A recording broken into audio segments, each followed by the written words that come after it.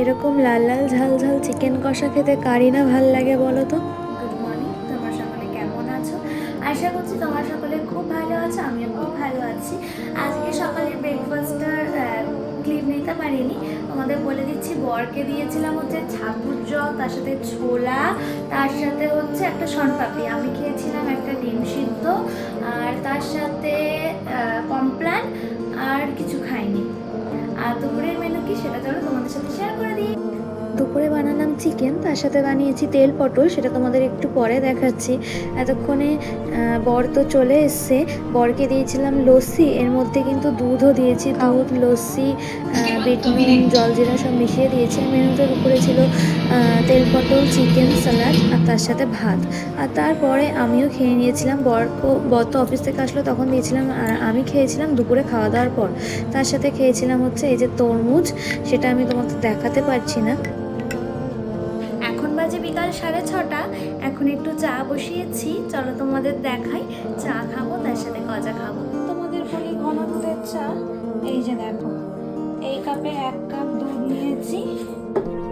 দুধটা আমি ঢেলে দিয়েছিলাম, তোমাদের দেখাবো বলে আমি একটু আবার এতে ঢাললাম। এবারে একটু সামান্য জল মেশাবো, তবে গিয়ে এই যে কাপের হাফ কাপের একটু কম চা হবে। আমি পুরো ঘন দুধেরই চা করি। বানিয়েছি চা। আর দেখো, কালকে আমরা বাড়ি যাব ছুটিতে। ছুটি বলবো না, বরের প্রয়োজনে যেতে হচ্ছে। এই যে দেখো, আর লাস্ট একটাই গজা আছে। তার সাথে এই যে বিস্কুট ভেঙে চুরে গেছে, নিউট্রি চয়েস, নোনতা বিস্কুট সব মিলিয়ে গুছিয়ে আছে। একটু দরকার 24 তারিখ, সেই জন্য হচ্ছে আমাদের বাড়ি যেতে হবে। আগের মাসেও গেছিলাম, ছুটি তো বুঝতেই পারছো খুবটা বেশি দিনের একদমই না, 2টো সিএল আর কি।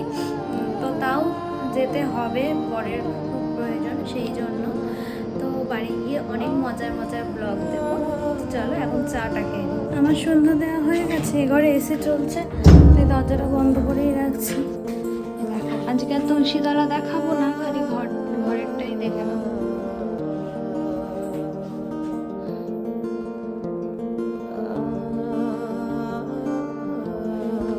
চলে আসলাম তোমাদের সঙ্গে রাতের মেনু শেয়ার করতে।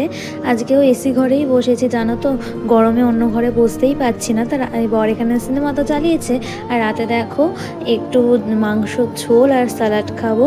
স্যালাডটা দুপুরে বর খায়নি, ওই স্যালাডটাই এখন খাবো। আর ঝোলটা দেখো, পাতলা ঝোল মনে হলো, ঝোলটা কিন্তু একদমই পাতলা না, ঘনই হয়েছে।